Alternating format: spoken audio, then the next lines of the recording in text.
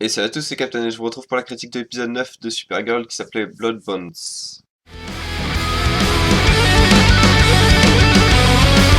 If you're a freak like me, wave your flag. If you're a freak like me, get off your ass. It's our time now to let it all hang out. So shout if you're a freak like me. Don't apologize, they can hold you down. You were born to rise.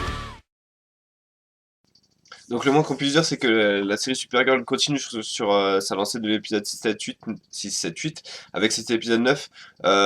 Très peu de défauts que je vais tout de suite citer pour les mettre de côté pour le reste de la review. J'ai trouvé que la révélation de Astra sur la mère de Supergirl, c'est-à-dire je m'attendais à vraiment quelque chose de gros.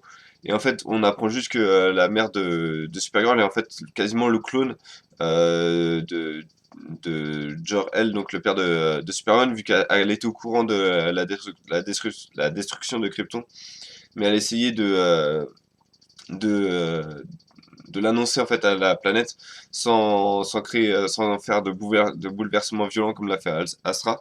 J'avais également pas remarqué qu'à l'époque, enfin dans l'épisode de 8, le nom était plus ou moins enfin, je l'avais pas très bien entendu, c'était donc Non qui fait partie en fait des personnes qui vont être envoyées dans la zone fantôme dans les comics Superman.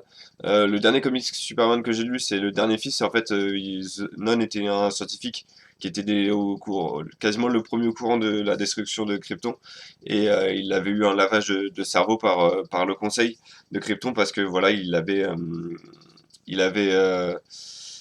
connaissait trop de choses, ou il connaissait apparemment voilà, trop de choses, et après du coup il a été récupéré par Zod pour devenir ultra violent. Donc voilà, cette révélation entre guillemets de Astra était assez faible j'ai trouvé. Le fait également que Cal Grant, enfin le fait que Cal Grant avait tout découvert dans l'épisode 8 que Kara était supérieure, j'ai trouvé que c'était bien fait. Et là dans l'épisode 9 on remet tout ça enfin on balaye tout ça. Certes, elle s'accroche à l'idée, etc. Donc, les trois quarts de l'épisode étaient bien. J'avais même peur, enfin, j'avais même envie que ça se finisse comme ça, que Kara craque en disant bon, ok, je suis Supergirl, mais je veux rester ici parce que Cat Grant avait quand même un point, c'est-à-dire qu'elle disait entre guillemets, quand tu sers à rien ici, c'est-à-dire quand tu ne sers qu'à être mon assistante, il y a des personnes qui meurent avec des accidents de voiture, etc. dans la vie, donc tu as autre chose à foutre que de rester avec mon assistante. Et donc elle avait un point sur ce coup-là. Et donc le fait qu'elle décide en gros, soit t'es Supergirl, donc t'es viré, soit t'es pas Supergirl et du coup tu restes mon assistante. Ça c'était plutôt sympa. En fait, à la fin, voilà, tout ça est balayé. En fait, j'ai l'impression que cet arc, parce que forcément, il va être remis sur la table à un moment ou à un autre, durant le futur de la série. J'ai l'impression du coup que cet arc est juste mis en pause et il va reprendre plus tard. Donc j'ai trouvé que c'était un peu dommage de ce point de vue-là. J'ai également trouvé que la discussion à la fin avec Clark était un peu trop cliché dans un épisode où les clichés étaient un peu moins présents. Hormis le coup du nous sommes des héros tous unis, et les humains et les aliens ensemble.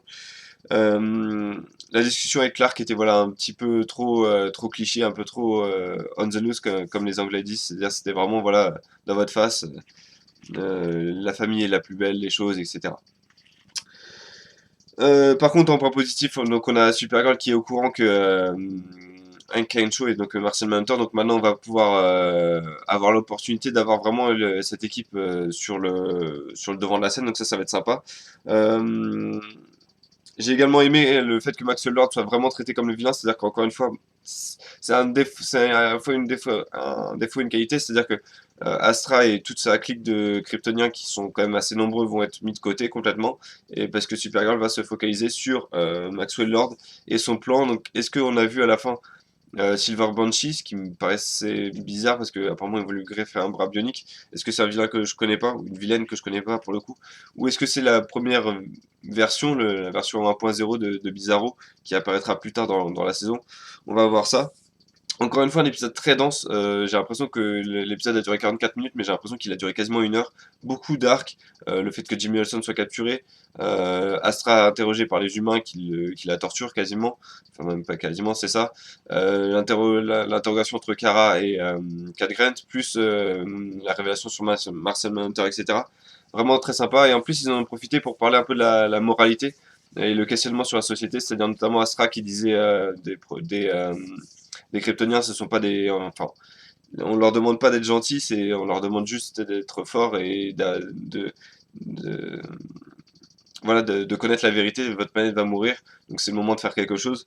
Et j'ai trouvé que c'était assez sympa, voilà, cette réflexion, parce qu'au final, c'est ça qui était assez sympa dans cet épisode, c'est que tous les vilains, c'est Maxwell Lord et Astra, ont des bonnes raisons, c'est-à-dire leur raisonnement est logique, et surtout, ils mettent via leur dialogue, via leur pensée, euh, voilà, ils mettent les héros face à la réalité du monde, et comme quoi le monde est vraiment pas ce qu'il est, et ça casse hein, encore une fois un peu tout ce que fait la série depuis le début de la saison, enfin, tout ce que faisait la série depuis le début de la saison, c'est-à-dire tout était rose, tout était parfait, etc., tout était lisse, et là avec les phrases des vilains, on n'est pas non plus dans un niveau de Batman, mais on est, voilà, ça nous pose des questions aux spectateurs et aux héros en même temps, et j'ai trouvé que c'était vraiment sympa ces dialogues-là. Malheureusement, les réponses des héros étaient un peu trop cliché, j'ai trouvé. Par contre, la moralité discutable de Kara est vraiment, encore une fois, super bien mis en scène parce que on a la Kara des comics, c'est-à-dire qu'on voit vraiment sa colère, et on voit que quand elle est perdue, elle va prendre une décision dégueulasse, et, et c'est voilà, ça c'est un personnage humain, après tout, parce que quand elle est perdue, quand elle est au dos au mur, et ben elle prend une décision en urgence et dans la panique, et c'est forcément une mauvaise décision qu'elle allait prendre. Donc voilà, j'ai trouvé que cet épisode était vraiment sympa, je lui ai mis la note de 9 sur 10. Encore une fois, Supergirl continue sur sa lancée et vraiment ça devient une excellente série. Et j'ai hâte de découvrir ce que les prochains épisodes vont apporter, notamment avec l'épisode 10, c'est l'arrivée des Martiens Blancs pour menacer Martian Manhunter. Voilà, je vous remercie d'avoir regardé cette vidéo. N'hésitez pas à vous abonner, n'hésitez pas à dire ce que vous avez pensé de cet épisode si vous l'avez vu dans les commentaires. Pas de Arrow ni de Flash cette saison, enfin de cette semaine, ni de Legend of Tomorrow. Ça sera pour dans 2 semaines. En attendant, Supergirl revient la semaine prochaine. Donc, si vous voulez regarder cette vidéo, la critique du prochain épisode, je vous donne rendez-vous sur cette chaîne et je vous dis à bientôt.